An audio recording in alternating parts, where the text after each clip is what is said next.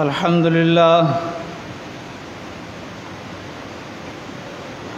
لله نحمده ونستعينه ونستغفره ونعوذ بالله من شرور ومن سيئات أعمالنا من يهده الله فلا مضل له ومن يضلله فلا هادي له وأشهد أن لا إله إلا الله وحده أما بعد فإن خير الحديث كتاب الله وخير الهدي هدي محمد صلى الله عليه وآله وسلم وشر الأمور محدثاتها وكل محدثة بدعة وكل بدعة ضلالة وكل ضلالة في النار ومن يطع الله ورسوله فقد رشد واهتدى ومن يعص الله ورسوله فقد رب اشرح لي صدري ويسر لي أمري واحلل عقدة من لساني يفقهوا قولي اللهم صل على محمد وعلى آل محمد كما صليت على إبراهيم وعلى آل إبراهيم إنك حميد مجيد اللهم بارك على محمد وعلى آل محمد كما باركت الرجيم بسم الله الرحمن الرحيم يا أيها الذين آمنوا قوا أنفسكم ملائكة غلاظ شداد لا يعصون الله ما أمرهم وَيَفْعَلُونَ مَا يُؤْمَرُونَ۔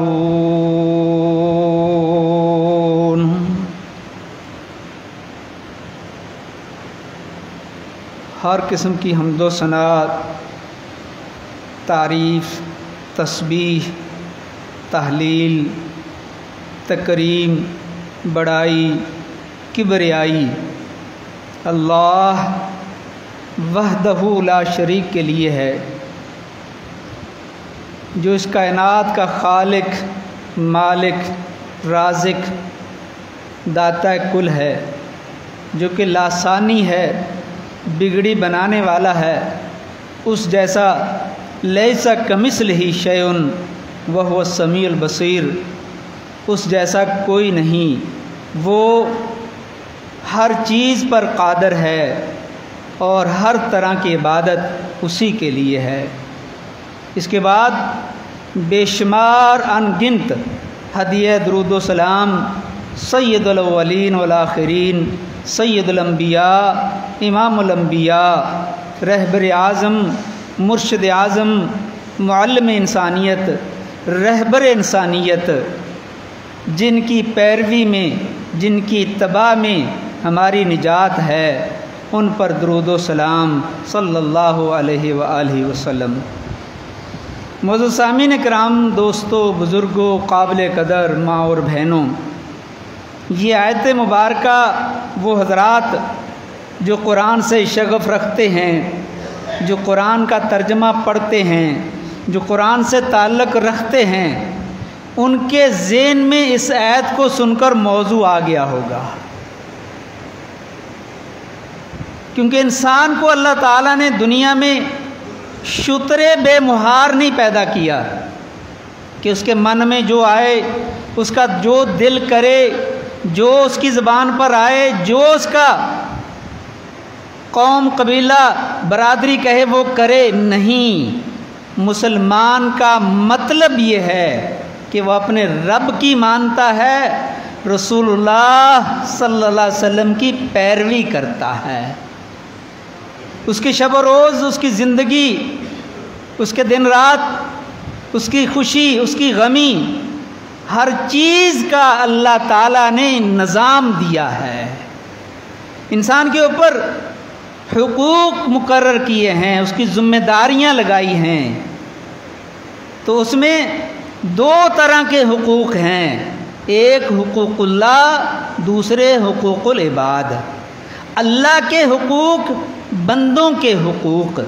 تو یہ آیت مبارکہ جس کو آپ نے سماعت فرمایا، یہ سورہ تحریم کی 28ویں پارے کی آخری سورت، اس کی آیت نمبر 6 ہے سورہ تحریم کی۔ یہ اس لیے بتا رہا ہوں کہ اس کو پڑھیے گا، جا کر غور کریے گا، اس کو پڑھنا اور اس پر غور کرنا بہت ضروری ہے۔ اور اس آیت کے اندر اللہ تعالیٰ نے ماں باپ کے لیے، کیونکہ اگر اولاد کے حق ہیں ماں باپ پر، ماں باپ کے حق ہیں اولاد پر، دوست کے حق ہیں دوست پر، رشتہ دار پر، میاں بیوی کے حقوق، استاد کا حق، پڑوسی کا حق، یہ سارے حقوق ہیں۔ ان میں سے ایک حق ماں باپ کے اوپر عائد ہوتا ہے اپنی اولاد کی تربیت کا۔ یہ آیت یہی بتا رہی ہے، یا ایھا الذین آمنوا، اور خطاب بھی اللہ تعالیٰ مومنوں سے کر رہا ہے، مسلمانوں، مومنوں جو اللہ کی اطاعت کرتے ہیں، جو یہ دعویٰ کرتے ہیں کہ ہم اللہ کے فرما بردار ہیں، ہم مومن ہیں۔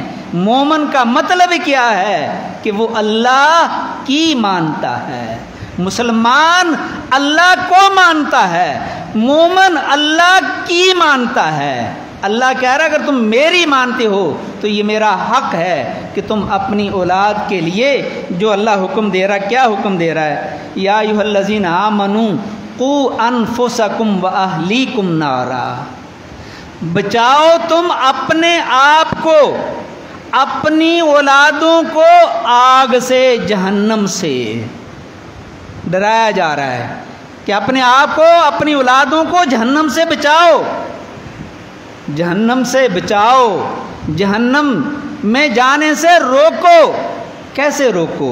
کس طرح بچائیں؟ اللہ اکبر۔ یہاں پر شیطان کہیں بھی ہمارا پیچھا نہیں چھوڑتا، کیونکہ ہمارا پکا ٹھکا دشمن ہے۔ یہاں بھی کچھ لوگوں کے ذہنوں میں ڈالا ہوتا ہے کہ یہی بات کی جا رہی ہوتی ہے کہ بس آگ سے ڈراؤ، جہنم سے ڈراؤ، جہنم سے ڈراتے رہتے ہیں۔ یہ خوشخبری کی کوئی بات نہیں سناتے، خوشخبریاں بھی ہیں، لیکن ڈرانا زیادہ ضروری ہے، انسانی فطرت ہے۔ قرآن کریم کی دوسری وحی سورہ علق کے بعد اس کے اندر بھی اسی ڈرانے کا تذکرہ ہے۔ یا ایھا المدثر قم فانذر وربک فکبر، یہی حکم دیا جا رہا ہے کہ ڈرائیے، اے چادر اوڑھنے والے، کملی اوڑھنے والے، اٹھیے اور لوگوں کو ڈرائیے۔ اور اس کے بعد اگلا حکم جو آتا ہے وَأَنذِرْ عَشِيرَتَكَ الْأَقْرَبِينَ، اپنے قریبی رشتہ داروں کو ڈرائیے۔ یہ انسانی فطرت ہے کہ اگر ڈر نہ ہو تو دنیا میں غوغا، شوشہ اور فوضا اور قانون پر کوئی عمل نہ کرے۔ آپ دیکھتے ہیں کہ جب ڈر نہیں ہوتا تو کوئی اس پر عمل کرنے کے تیار نہیں ہے۔ جب بچے میں، طالب علم میں یہ ڈر نہ ہو کہ میرا امتحان ہے، میں نے پاس اور فیل ہونا ہے، کبھی ہاتھ کتاب نہیں پکڑے گا۔ چند لوگ ہوتے ہیں 100 میں سے 2-4% جو اپنے طور پر اپنے سارے کام صحیح طریقے سے کرتے ہیں، وگرنہ اکثریت کو ڈرانا پڑتا ہے۔ یہاں بھی ڈرایا جا رہا ہے کہ آگ سے بچاؤ اپنے آپ کو اور اپنی نسلوں کو، اپنی اولاد کو۔ وہ آگ، اس آگ کا بھی بتایا جا رہا ہے وقودھا الناس والحجارہ، وہ آگ کیسی ہوگی جس کا ایندھن پتھر ہوں گے اور انسان ہوں گے۔ انسانوں سے اور پتھروں سے وہ آگ بھڑکائی جائے گی۔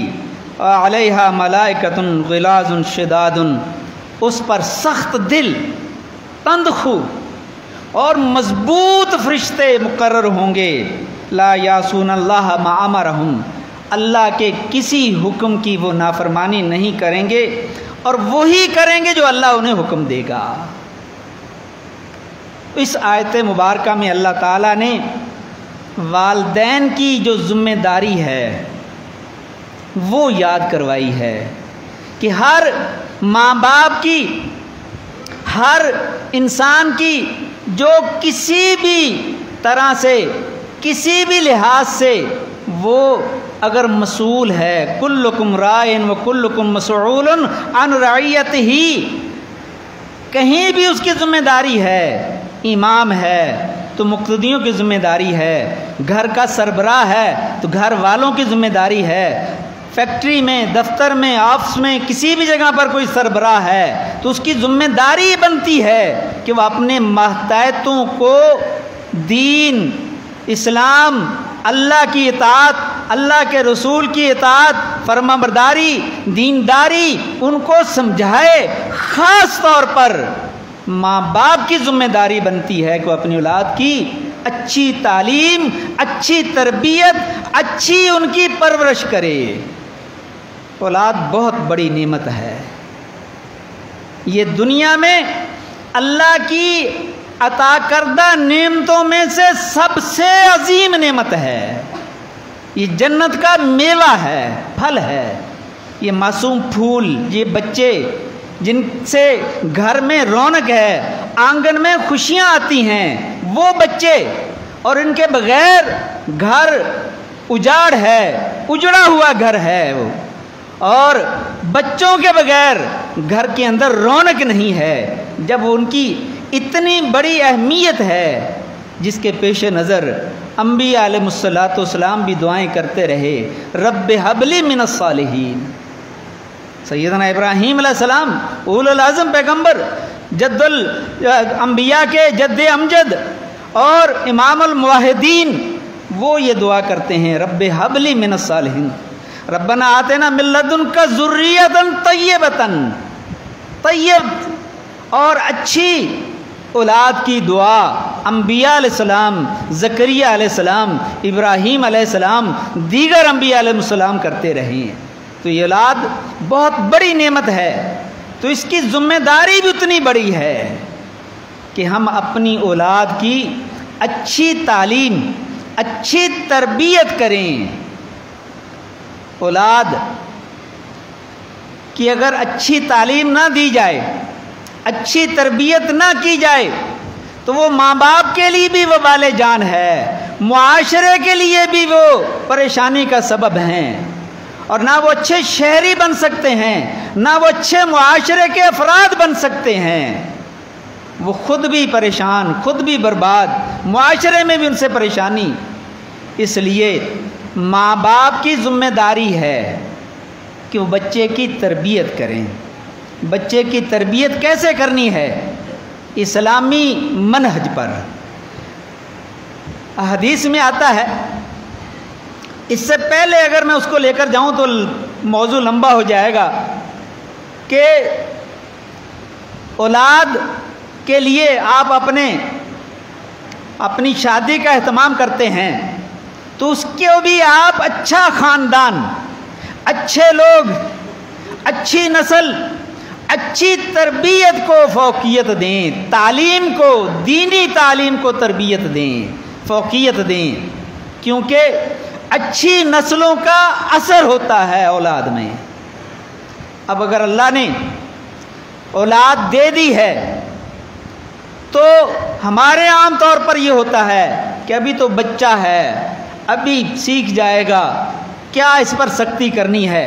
اس میں کوئی شک نہیں ہے کہ یہ حدیث میں آتا ہے کہ بچوں کے ساتھ رحم دلی سے پیش آئیں، محبت سے پیش آئیں، مودت سے پیش آئیں، اخلاق سے پیش آئیں، نرمی سے پیش آئیں، اس میں کوئی شک نہیں ہے، لیکن تربیت میں کوئی کمپرومائز نہیں کریں۔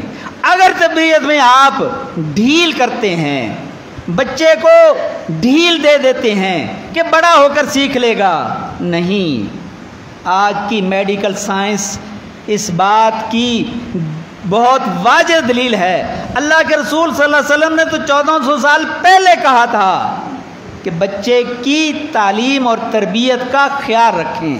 بچہ ماں باپ سے سیکھتا ہے، چاہے وہ ایک دن کا کیوں نہ ہو، بلکہ اور پیچھے جائیں، آج کی سائنس یہ کہتی ہے جب بچہ 4 مہینے کے بعد اس میں روح پھونک دی جاتی ہے تو وہ بچہ جیسا کچھ ماں باپ کرتے ہیں، خاص طور پر جو کچھ ماں کی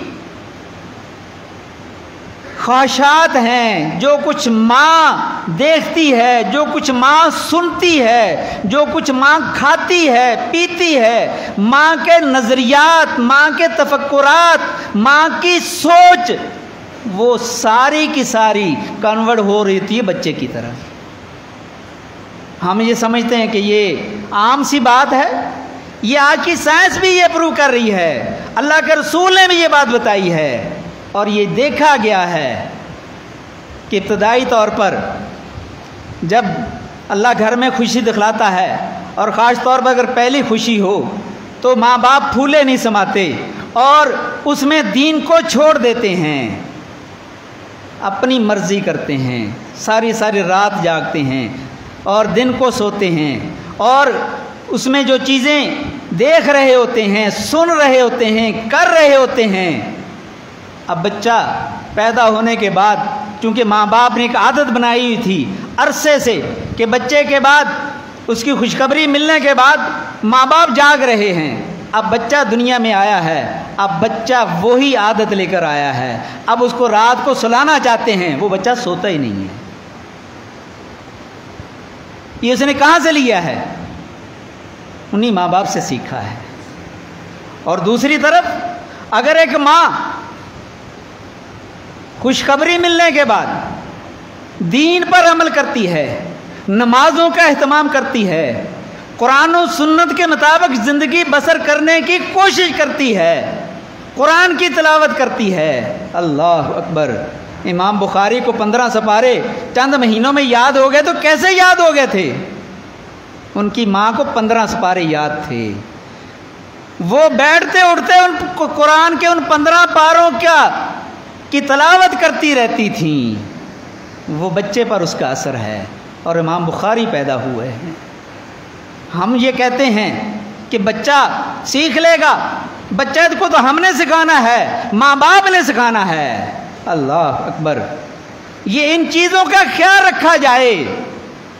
بڑے ہو کر ماں باپ کہتے ہیں بچہ بات نہیں مان رہا، بچے کی تربیت اچھی نہیں ہو رہی، بچہ سنتا نہیں ہے، بچے کو کہتے ہیں کوئی کرتا نہیں ہے، ہماری بات نہیں مانتا۔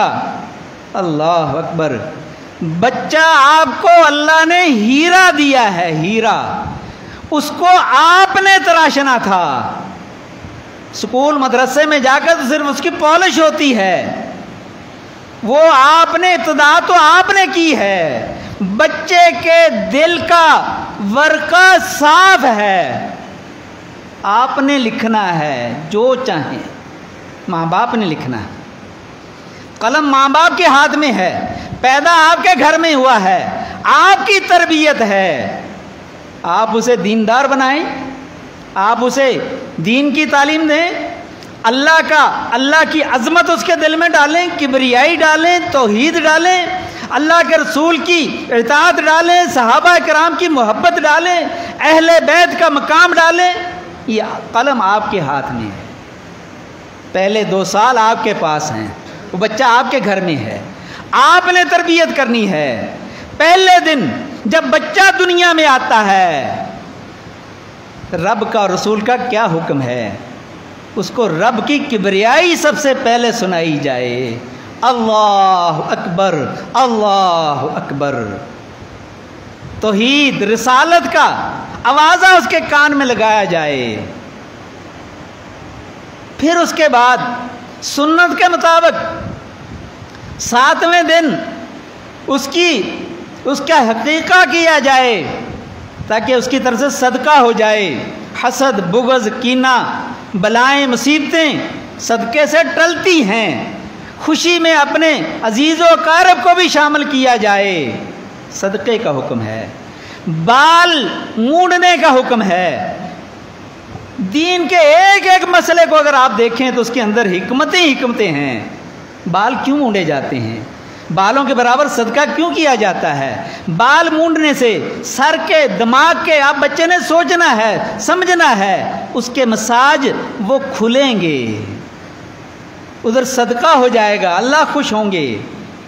ہمیں پرواہ ہی نہیں ہوتی، ہمیں پتہ ہی نہیں ہوتا۔ اس کے بعد بچے کے سامنے دینی باتیں کی جائیں، دینی ماحول پیدا کیا جائے، بچے کے سامنے اللہ کا تذکرہ کیا جائے، اس کی زبان پر پہلا کلمہ جو آئے وہ اللہ اکبر آنا چاہیے، لا الہ الا اللہ آنا چاہیے، اللہ اکبر الحمدللہ آنا چاہیے۔ ہم ذرا اپنے گریبانوں میں جھانک کر دیکھیں ہم کیا کرتے ہیں، ہم اپنے بچوں کی تربیت کس منہج پر کرتے ہیں، کس نہج پر کرتے ہیں، ہماری تربیت کیا ہوتی ہے۔ اللہ اکبر، ہم بچوں کو بچیوں کو لباس کیسا پہناتے ہیں، ہمیں اس چیز کی پرواہ ہی نہیں ہوتی، اور کل کو پھر روتے ہیں بچہ بگڑ گیا، بچہ سنتا نہیں ہے۔ اور ایک اور بات، بچہ اللہ نے دیا، تعلق قائم ہونے سے اس تعلق میں کس چیز کا کردار ہے؟ خوراک کا۔ اور خوراک کیسی ہونی چاہیے؟ یہ بہت مشکل ہے، یہ کوئی سننا بھی نہیں چاہتا، کیسے کریں گے؟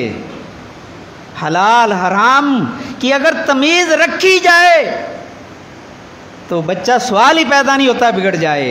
ہاں بعض دفعہ کو ایک آدھا کیس ایسا ہوتا ہے، اس میں بھی ماں باپ کی آزمائش مطلوب ہوتی ہے۔ جس طرح انبیاء کے اولادیں بگڑیں، نوح علیہ السلام کا بیٹا نہیں مانا، تو اس کا مطلب یہ نہیں ہے کہ نوح علیہ السلام نے انہیں حرام کھلایا ہے یا انہوں نے ان کی تربیت اچھی نہیں کی ہے، وہ تو نبی تھے، لیکن وہاں اللہ تعالیٰ نے ایک آزمائش رکھی تھی۔ بعض دفعہ آزمائش ہوتی ہے اور پھر وہاں بھی امتحان مطلوب ہوتا ہے کہ بندہ کتنا صبر کرتا ہے، کیا کرتا ہے، یہ بھی ہوتا ہے ایسا۔ تو بچے کی پہلا کلمہ اللہ کی توحید، اللہ کی کبریائی ہو، اور بچے کی تربیت ہو بات بات پر۔ اور یاد رکھیے بچے کیسے بگڑتے ہیں؟ گھر کے ماحول سے، ماں باپ کی ناچاکی، ماں باپ کا لڑائی جھگڑا، ماں باپ کا آپس میں جھوٹ بولنا، ماں باپ کا رویہ، ماں باپ کی تربیت، یہ ساری کی ساری بچے کے اوپر اثر انداز ہوتی ہے۔ بچہ سب کچھ سیکھ رہا ہوتا ہے، سب وہ جج کر رہا ہوتا ہے، ساری چیزیں کنورٹ ہو رہی ہوتی ہیں، اور یہ آج کل کی مائیں بھول جاتی ہیں کہ باپ چلا گیا اور باپ کے بارے میں جو جملے کہے جاتے ہیں، جو باتیں کی جاتی ہیں، اور پھر کر کو سوچا جائے کہ بیٹا بیٹی ہماری بات مانے اور ان کی تربیت اچھی ہو، کبھی نہیں ہوگی۔ یہ ان چیزوں کا خیال رکھا جائے۔ جب اللہ نے ذمہ داری دی ہے، اللہ نے نعمت دی ہے، بہت بڑی نعمت ہے، اولاد بہت بڑی نعمت ہے، جب اتنی بڑی نعمت ہے تو اس کی ذمہ داری بھی اتنی بڑی ہے، ان چیزوں کا خیال رکھا جائے۔ ایک ایک گھر، ایک ایک خاندان اگر ان چیزوں کا خیال رکھے تو پھر آگے نسل بھی اسی طرح کی اچھی آئے گی، معیاری، قرآن و حدیث سے محبت کرنے والی، اللہ کی عظمت کبریائی کو ماننے والی۔ جب ہم اس میں ڈھیل دیں گے، توجہ نہیں دیں گے، تو پھر اب معاشرہ آپ دیکھ رہے ہیں کہ کس طرح ہے، بگڑا ہوا۔ اور اللہ کے رسول صلی اللہ علیہ وسلم نے فرمایا کہ بچوں کو ان کی غلطیوں پر محبت سے، پیار سے ٹوکو، بتاؤ، سمجھاؤ۔ اللہ کے رسول صلی اللہ علیہ وسلم خود فرمایا کرتے تھے بچوں کو، ایک بچے کو دیکھا کہ وہ کھانے میں پلیٹ کے اندر پوری پلیٹ میں ہاتھ گھما رہا ہے، آپ نے اسے کہا، تربیت کی اس کی، فوراً اسے ٹوکا، یا غلام سم اللہ، اے بچے سب سے پہلے تو اللہ کا نام لو، بسم اللہ پڑھو، قل بیمینے کا، سیدھے ہاتھ سے کھاؤ، قل مما یلیک، جو آپ کے آگے ہے پلیٹ میں وہ کھاؤ، پوری پلیٹ میں ہاتھ نہیں گھماؤ، جہاں سے اچھی چیز ملی وہاں سے اٹھا لو، نہیں، یہ تربیت ہے۔ تو یہ ہمیں بھی حکم ہے کہ ہم اپنے بچے کی تربیت کریں، اور یہ بھی فرمایا کہ مرو اولادکم بالصلاۃ ہم بسبع سنین، اپنی اولاد کو نماز کا حکم دو، اور سب سے پہلے کیا کرو؟ سنتیں گھر میں پڑھنے کا حکم کیوں ہے؟ مسجد میں تو پڑھی جا سکتی تھی نا، گھر میں پڑھنے کا کیوں حکم ہے کہ جمعے والے دن جمعے کی نماز کے بعد مسجد میں پڑھو تو 4 پڑھو، گھر میں جا کر پڑھنا چاہو تو 2 پڑھو؟ ایک روایت کے اندر مسجد میں بھی 2 پڑھ سکتے ہیں، لیکن جو گھر میں جا کر پڑھنے کا حکم کیا ہے؟ بچے دیکھیں، بچے دیکھیں، بچے بھی نماز پڑھیں، اور بیوی بیٹیاں گھر کے افراد ان کو بھی نماز کی طرف لگاؤ، بچوں کو حکم دو جب وہ 7 سال کے ہو جائیں، اور فرمایا کہ اگر 10 سال کی ہو جائیں نماز نہیں پڑھے تو ان پر سختی کرو، سختی سے پڑھاؤ، کیونکہ یہ آپ کے لیے صدقہ جاریہ ہیں، کل کو آپ کے بعد آپ کے لیے یہ صدقہ جاریہ ہوں گے۔ تو معزز سامعین کرام، یہ تربیت اولاد کی اسلامی تربیت، قرآن و سنت کے مطابق ان کی تربیت، یہ ماں باپ کی ذمہ داری ہے، ماں باپ کے اوپر یہ فرض ہے۔ اگر آپ نے اپنی اولاد کو ایسے چھوڑ دیا، ان کی اچھی تربیت نہیں کی، تو اس کا عذاب آپ کے اوپر بھی آئے گا۔ یہ جو حکم ہے یا ایھا الذین آمنوا قوا انفسکم واہلیکم نارا، اپنے آپ کو بھی اور اپنی اولاد کو بھی آگ سے بچاؤ۔ اس کا مطلب ہے نہ آپ نے اپنے آپ کو بچایا نہ اپنی اولاد کو بچایا۔ ابراہیم علیہ السلام کو دیکھ لیں، رب اجعلنی مقیم الصلاۃ ومن ذریتی ربنا وتقبل دعا ربنا اغفر لی ولوالدی وللمؤمنین یوم یقوم الحساب۔ رب اجعلنی، اے اللہ مجھے بنا مقیم الصلاۃ، نماز قائم کرنے والا، میری اولاد کو بھی۔ دعا کر رہے ہیں اور فرمائے میری دعا قبول فرما، اور پھر آگے اس کے بعد یہ بھی دعا کر رہے ہیں کہ اللہ مجھے بخش دے، میرے ماں باپ کو بھی بخش دے، مسلمانوں کو قیامت والے دن مومنوں کو مسلمانوں کو بھی بخش دے۔ جب انسان دنیا سے چلا جاتا ہے تو اس کا دنیا سے تعلق، رشتہ، ناتا منقطع ہو جاتا ہے۔ قبر میں نہ اس نے نماز پڑھنی ہے، نہ اب روزے ہیں، خالی ہاتھ گیا ہے۔ اب اگر کسی کو فائدہ دے سکتا ہے مرنے کے بعد، ابن ماجہ کی صحیح روایت ہے، اللہ تعالیٰ باپ سے کہے گا یہ دیکھیں، وہ دیکھے گا اور پوچھے گا یا اللہ یہ کیا، یہ پہاڑوں جیسی نیکیاں، یہ کیسے؟ اب تو میں کوئی عمل نہیں کر رہا اور میں پیچھے کو اتنے بڑے اعمال بھی نہیں کر کے آیا تھا۔ اللہ، سنیے ذرا غور سے، یہ جو آپ نے اولاد کی اچھی تربیت کی اس کا کیا فائدہ ملے گا آپ کو؟ اللہ تعالیٰ کہے گا استغفار الابن کا، یہ تیرے بیٹے کا تیرے لیے استغفار کرنا ہے دنیا میں، جو اس نے کہا تھا رب اغفر لی ولوالدی وللمؤمنین یوم یقوم الحساب۔ جب اس کو آپ نے سکھایا ہوگا، جب اس نے آپ نے پڑھایا ہوگا، جب وہ اپنے باپ کے لیے استغفار کرے گا، بیٹے کا استغفار باپ کے حق میں اللہ تعالیٰ نیکیوں میں بدل دے گا۔ اور ایک اور صحیح روایت ہے مسلم شریف کی کہ جب انسان دنیا سے چلا جاتا ہے، اذا مات ابن آدم انقطع عملہ الا من ثلاث، جب بندہ دنیا سے چلا جاتا ہے تو اس کے تمام رشتے، ناتے، تعلق دنیا سے کٹ جاتے ہیں، الا من ثلاث، مگر 3 تعلق، 3 رشتے، 3 ناتے باقی رہتے ہیں، اور اس میں صدقۃ جاریہ، جو آپ کوئی جاری صدقہ کر کے گئے اپنے ہاتھ سے، مسجد بنوائی، مدرسہ بنوایا، مسجد میں قرآن رکھوایا، کنواں کھدوایا، درخت لگوایا، پل بنوایا، ہاسپٹل بنوایا، اس سے لوگ فائدہ اٹھا رہے ہیں، آپ چلے گئے، جب تک وہ باقی رہے گا آپ کو قبر میں اس صدقے کا جاری ثواب ملتا رہے گا۔ قرآن رکھنے میں کتنے پیسے لگتے ہیں؟ 300 400، اور جب تک پڑھا جا رہا ہے آپ کو ثواب ملے گا۔ حدیث کی کتاب، کوئی دین کا کام، کوئی مسجد میں نیکی، یہ صدقہ جاریہ ہے۔ علم ينتفع به، نفع بخش علم، ہنر، کوئی کسی کو آپ سکھا کر گئے ہیں، کسی کو کوئی بات بتا کر گئے ہیں، کوئی حدیث بتائی ہے، کوئی نیکی بتائی ہے، کوئی علم سکھایا ہے، کوئی ہنر سکھایا ہے کسی کو، اور جب تک وہ جو ہنر آپ نے سکھایا ہے، وہ نیکی جو بتائی ہے آپ نے، وہ علم جو سکھایا ہے، وہ جب تک اس پر کوئی عمل کرتا رہے گا تو آپ کو ثواب ملتا رہے گا۔ آپ نے اپنے بیٹے کو سورہ فاتحہ سکھا دی، کلمہ سکھا دیا، کوئی دعا سکھا دی، وہ بچہ جب تک پڑھتا رہے گا آپ کو اس کا ثواب، اس کا اجر ملتا رہے گا۔ تیسرا ولد صالح یدعو لہ، نیک اولاد۔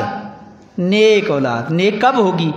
جب اس کو قرآن بتایا ہوگا، سکھایا ہوگا، تربیت کی ہوگی، توحید کی تربیت کی ہوگی، صحابہ کرام کی محبت سکھلائی ہوگی، دین سکھلایا ہوگا، قرآن و سنت اس کو بتایا ہوگا، اس کے لیے محنت کی ہوگی۔ ظاہر کچھ بھی بغیر محنت کے نہیں ملتا۔ آپ نے بچے کے اوپر محنت کی ہوگی، ابتدائی 4-5 سال آپ نے اس کے اوپر پیار سے، محبت سے اس کی تربیت کی ہوگی کہ وہ جب بھی دعا کرے گا، جب بھی نیک کام کرے گا، جب بھی نیکی کرے گا، کوئی بھی نیک کام کرے گا، اسے نام لینے کی ضرورت نہیں پیش آئے گی۔ اللہ اس کے ماں باپ کے نامہ اعمال میں، اجر میں اس کا ثواب بڑھاتے چلے جائیں گے۔ تو یہ والدین کی بہت بڑی ذمہ داری، اس کا اجر بھی بہت بڑا ہے۔ اور اگر ایسا نہیں کیا جائے گا تو اگر بچہ بگڑ گیا اور بچے کی تربیت اچھی نہ کی تو اس کا وبال بھی ماں باپ پر آئے گا۔ اور ان حالات میں اب جو وقت اور ماحول ہے، یہ جو ہمارے دشمنوں نے ہمیں ویسے تو ایک کھلونا دیا ہے، اس کے اندر فائدے بھی ہیں، یہ موبائل، یہ نیٹ، یہ فیس بک، یہ یوٹیوب، یہ سوشل میڈیا، اس کے فائدے ہیں، لیکن فائدوں سے کئی ہزار گنا زیادہ اس کے نقصانات ہیں۔ خاندان تباہ ہو رہے ہیں، برباد ہو رہے ہیں، نسلیں ختم ہو رہی ہیں، نہ اس کے اندر حیا ہے، نہ شرم ہے، نہ دین ہے، نہ کوئی تربیت ہے۔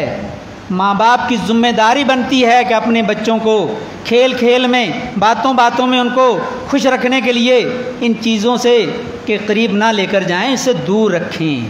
جب وہ ایسی عمر کو پہنچ جائیں تب، اور تب بھی ان کے اوپر چیک رکھیں، ان کے اوپر نگرانی رکھیں کہ وہ کیا کر رہے ہیں، کیا دیکھ رہے ہیں، کیا سن رہے ہیں۔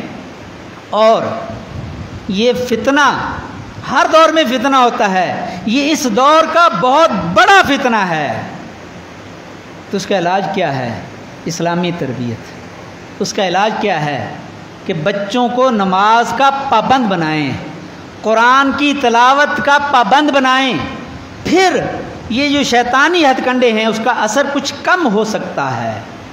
اور انشاءاللہ وہ بچہ جو نمازی ہے، وہ بچہ جو قرآن کی تلاوت کرنے والا ہے، جو بچہ جس کی تربیت خیرخواہی پر ہوئی ہے، بھلائی پر ہوئی ہے، دوسروں کی خیرخواہی کرنے والا اس کی گھر سے تربیت کی گئی ہے، تو وہ بچہ اس سے بچ سکتا ہے۔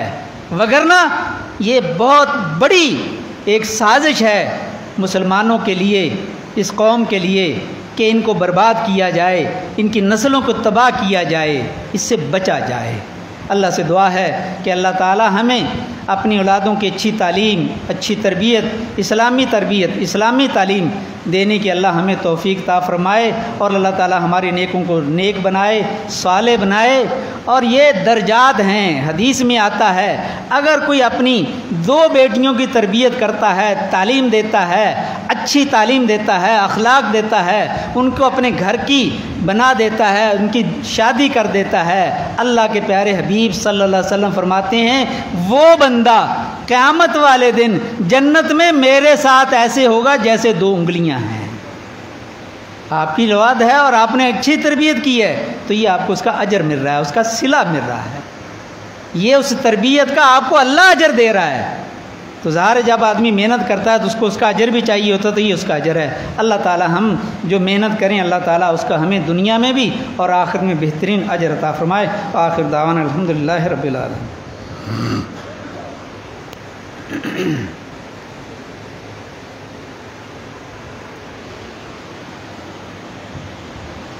الحمدللہ رب العالمین والعاقبۃ للمتقین والصلاة والسلام علی رسولہ الکریم، اما بعد فإن خیر الحدیث کتاب اللہ وخیر الحدی ہدی محمد صلی اللہ علیہ وآلہ وسلم وشر الامور محدثاتها وکل محدثۃ بدعہ وکل بدعۃ ضلالہ وکل ضلالۃ فی النار۔ اللہم صلی علی محمد وعلی آل محمد کما صلیت علی ابراہیم وعلی آل ابراہیم انک حمید مجید۔ اللہم بارک علی محمد وعلی آل محمد کما بارکت علی ابراہیم وعلی آل ابراہیم انک حمید مجید۔ اللہم اغفر لجمیع المؤمنین والمؤمنات والمسلمین والمسلمات الاحیاء منہم والاموات۔ ربنا لا تؤاخذنا ان نسینا واخطأنا ربنا ولا تحمل علینا اصرا کما حملته علی الذین من قبلنا ربنا ولا تحملنا ما لا طاقة لنا به واعف عنا واغفر لنا وارحمنا انت مولانا فانصرنا على القوم الكافرین۔ ربنا آتنا فی الدنیا حسنۃ وفی الآخرۃ حسنۃ وقنا عذاب النار۔ یہ ایک اعلان ہے، ایک اعلان تو یہ ہے کہ یہ جیسا آپ کو معلوم ہے کہ یہ جمعے کا خطبہ حضرت فضیلۃ الشیخ جناب کاشف نسیم صاحب کا تھا، تو وہ کسی مجبوری کی وجہ سے جمعے میں نہیں آ سکے، اگلا جمعہ وہ پڑھائیں گے۔ دوسرا، مرکزی جمعیت اہل حدیث کے تحت یہاں پر نماز کے بعد مولانا ایاز نور تربت کے ہیں، ان کو اٹھایا گیا ہے، گرفتار کیا گیا ہے، تو ان کے سلسلے میں احتجاجی مظاہرہ ہوگا یہاں مسجد کے باہر، تو تمام حضرات اس میں ضرور شرکت کریں اور اپنا احتجاج ریکارڈ کروائیں۔ اور اسی طرح کچھ دوستوں نے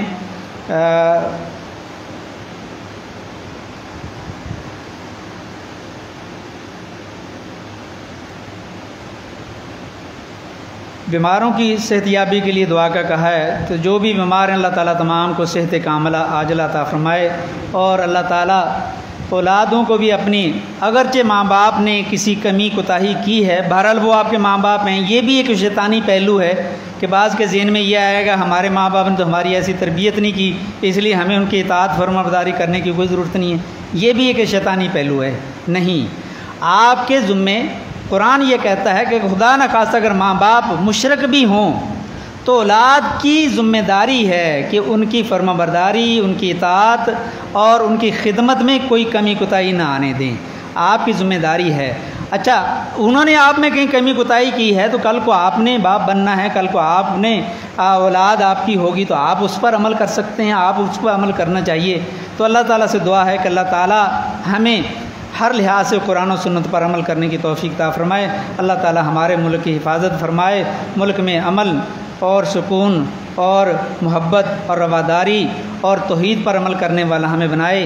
ہماری حکومت کو، ہمارے اداروں کو اللہ تعالیٰ، یہ ملک جو اسلام کے نام پر بنا تھا، اس میں اسلام کے نفاذ کی توفیق عطا فرمائے، اور اللہ تعالیٰ ہم سب کو اپنے گھر سے اسلام کے نفاذ کی کوشش ابتدا کرنے کی اللہ ہمیں توفیق عطا فرمائے، اور جو مقروض ہیں اللہ تعالیٰ ان کے قرضے ادا فرمائے، اور جو پریشان حال ہیں اللہ تعالیٰ ان کی پریشانیاں دور فرمائے، اور جو بیمار ہیں اللہ تعالیٰ نے صحت کاملہ عاجلہ عطا فرمائے، اور جو ہمارے بزرگ والدین، ہمارے عزیز و اقارب، دوست احباب دنیا سے جا چکے ہیں، اللہ تعالیٰ ان کی مغفرت فرمائے۔